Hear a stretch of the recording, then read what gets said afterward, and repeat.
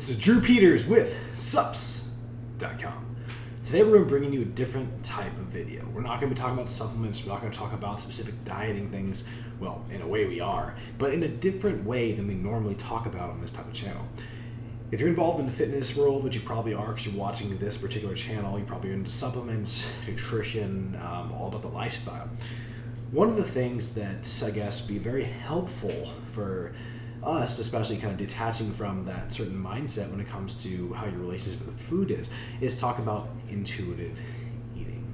Now, when I say intuitive eating, it's going to be a different concept for some of us. I personally will admit that I get lost at times in terms of like when I think of meals. I've been doing this for so long. I think of how many meals a day do I have, what is each meal supposed to contain, so on and so forth, and I kind of have set numbers either written down or in my head.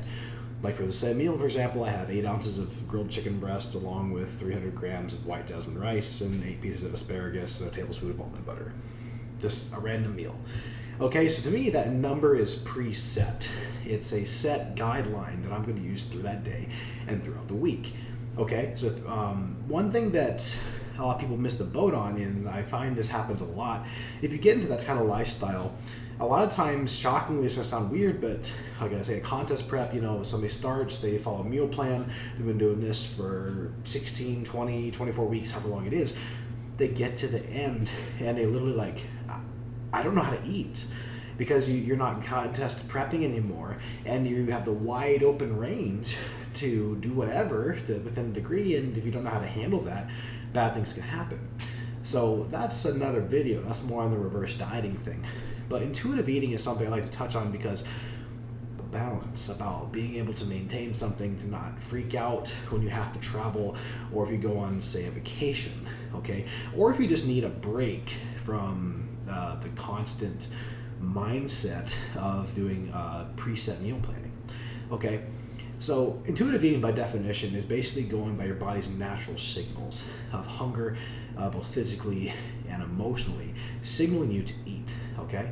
So that can mean a lot of things. One thing that I want to clear up right now is that intuitive eating does have applications within reason, and it may work for some people better than others, okay? If you're familiar with food, like I like to think that I'm somebody that can do this, I've been doing this long enough, I'm aware of how much food I need to be eating.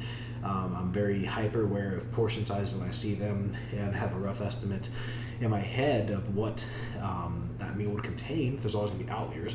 For example's sake, say I'm on the road. Okay, I'm traveling, doing a formulating project or go to a contract manufacturer, and I stop at a restaurant. Okay, go out for lunch with the co-man team, take you out. And for example, okay, my normal meal would be, okay, I need, say, 10 ounces of steak and 2 cups of white rice. Any steakhouse in the world, you're probably going to be able to do something pretty damn close to what's on your meal plan. You may have to specify if you don't want to brush some butter on it and ask how the food's prepared, depending on how picky you have to be.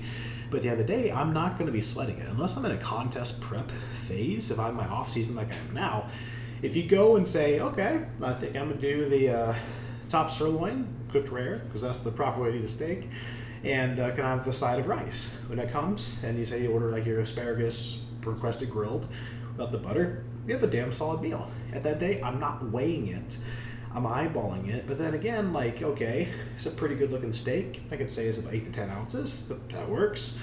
And I'm having some rice, okay? It's a pretty good portion, looks about a cup and a half, 2 cups of rice, like, all right, that sounds reasonable.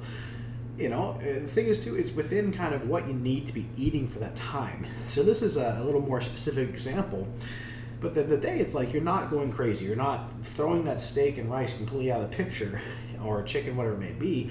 You can substitute foods. And instead of steak, you get a chicken, or instead of chicken, you could have like a grilled fish. You get the idea, okay? But you're keeping within a certain parameter of kind of what you're quote unquote supposed to eat. I guess that's more a flexible dieting approach. But more the intuitive eating side of things is, say you don't have that meal in mind, okay?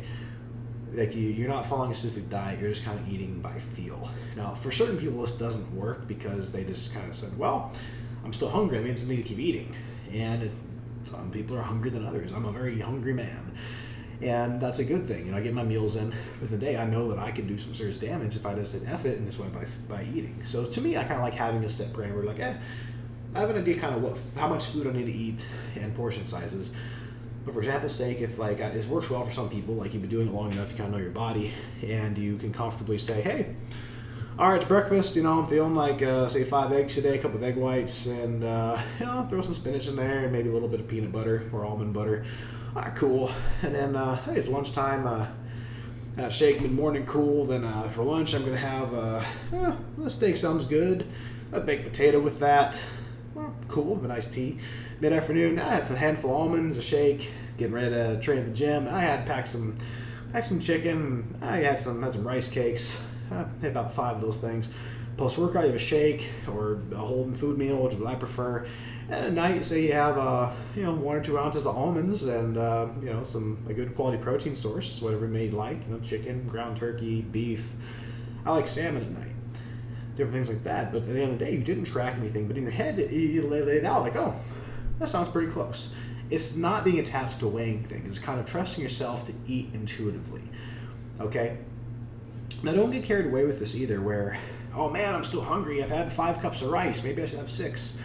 Use common sense. But at the end of the day, the whole point of intuitive eating is to trust your body to give you the signals. So you use intelligence, use smartness. Like, okay, my guideline for you is that typically, quote unquote, a meal, in my opinion, if you're interested in fitness, is you build it like this. You pick a protein, a lean protein, and you pair it with either a carbohydrate and some veggies, or with veggies and a fat source. Examples of this, let's say, okay, I'm having lunch with a buddy. It's a training day, and I'm going to have, say, once again, let's do like, I had dinner yesterday for lunch. I had sea bass with a baked potato and a side salad. And they had some bread as like the appetizer. Awesome, cool. Didn't count it, boom, had my protein, had a baked potato, I got protein, I have carbs, it's good quality food, and I'm not worried about weighing it. Oh, they brushed the fish with a little butter. I'm not gonna sweat that. I'm not in contest prep. And unless you are, you have that flexibility. So now, say you go out for supper with your friends, and okay, cool, are you gonna be an a-hole and eat a whole pizza? Well, that's not intuitive eating, this is being hungry, or considered like a free meal. But say, hey, okay, I'm gonna stick within this, I'm gonna enjoy myself. I think I'm gonna have, say, an iced tea or a drink, or like a small glass of wine, and a good quality steak. So later tonight, I don't need as many carbs. I'm gonna do like, say, some grilled veggies with it, and I may split a dessert with 3 of my friends. Okay. Once again, you have that flexibility. You went 90% quality. You had a little treat at the end, and you're not gonna sweat about it because you ate a quality meal. You had all your things covered. You had a protein source, a veggie, and then you had a little bit of dessert to treat because you're living life. So the point that I'm getting at is sometimes you just have to trust your body in terms of what it needs to do. If you know what you need to be eating to sustain a good physique, what a quality diet consists of, that's the key. For some people, if you need to become self-aware, like sometimes if you've been doing intuitive eating already, but it's not working in terms of either A, you're not losing body fat, or B, you're not gaining muscle. I tend to have people, especially guys bulking, like, I'm eating everything, and just intuitively eating, and then they're not hungry, and they're not eating near enough. Like, let's be real, look in the mirror, how many calories are you actually eating? Or on the flip side, people that have been trying to lose weight for a lot of time, they go, I don't hardly eat anything, I eat healthy, then you look at their calories, and you missed 400 calories here. Or the flip side of that, which is really bad, is you've been eating this amount of calories. You're eating 1,200 calories a day and you're 200 pounds. I mean, that's not good. So in that case, intuitive eating is not going to be your friend. You need to kind of have a frame of reference and truly know your body. But once you have that, if you've had those quote-unquote training wheels for a while, you can incorporate that. Like say you have a weekend vacation, you're going to the Bahamas and you just want to have a good time, enjoy yourself, put it into intuitive eating.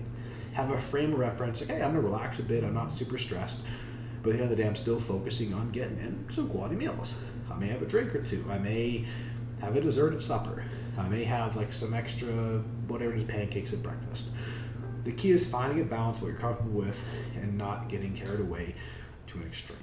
So, the key to intuitive eating, listen to the physical signs. You shouldn't feel stuffed, you shouldn't be just acting on impulse, oh man, I'm hungry, and slam a bunch of food down without thinking about it. As you're eating, listen to your body. Stop a little way through the meal, see how you're feeling, assess, let it sit for a second, and let your body catch up. Get a sense for how much you've actually eaten. 2, the big thing you don't want to do is emotional eating.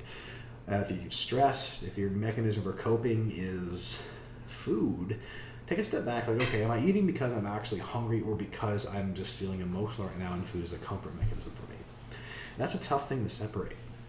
So intuitive eating has its place. It's a great thing for living a flexible, sustainable lifestyle. But at the end of the day, if you have an unhealthy relationship with food, it's not the best idea at first. However, if done correctly, intuitive eating can help improve your relationship with food. Don't get in the mindset of, oh, this is good, this is bad.